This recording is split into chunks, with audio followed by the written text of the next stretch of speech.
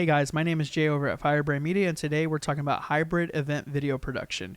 What is it? What can you expect out of it? And how does a production company focus on making sure that it is smooth for you?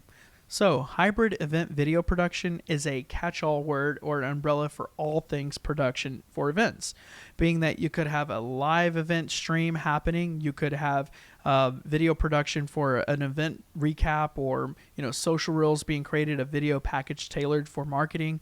You could have exercises off-site that require different team members to do different things, like even capturing photos. It's also photo-oriented as well, being that you could have a step and repeat happening for everybody at the company to get professional photos done. And you could have an event photographer focusing on catching on-stage action and candid moments across the house.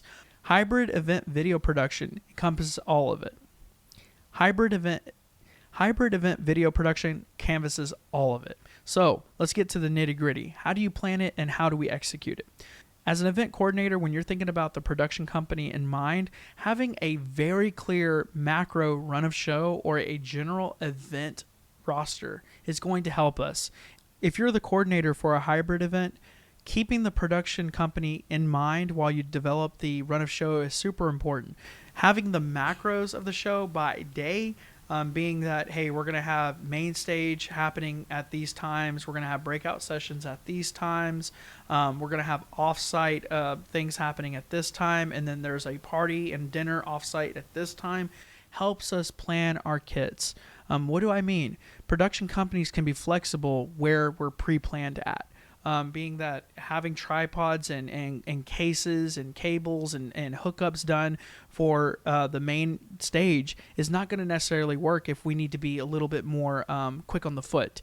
If we have to bounce to the breakout rooms and capture the breakout rooms and then go back to the main stage, it would probably be helpful to know that maybe we should keep some camera angles on the main stage and just have a nimble kit or personnel run to the breakout sessions and then come back after lunch. If we're doing offsite activity, we want to focus on, again, addresses and times, location, everything. We want to make sure that everything's in one document with phone numbers. It acts as a call sheet and a catch-all call sheet for everybody on the roster, being the production company and the people tasked out to do what jobs. And it also acts as a point of contact list for the event coordinator, or let's say a responsibility and a change of duty for those coordinators. These hybrid events are large, and they encompass several areas of production, being like live streaming, general event coverage to create marketing assets, and offsite / retreat and workshops, workshop type activity. It can encompass a lot of things, but having a clear scope of work that's backed by a good run of show, even if it's off by 30 minutes or two, helps us plan the production elements of our movements. You'll see that in some hybrid events, you'll have off-site speakers joining remotely to an event.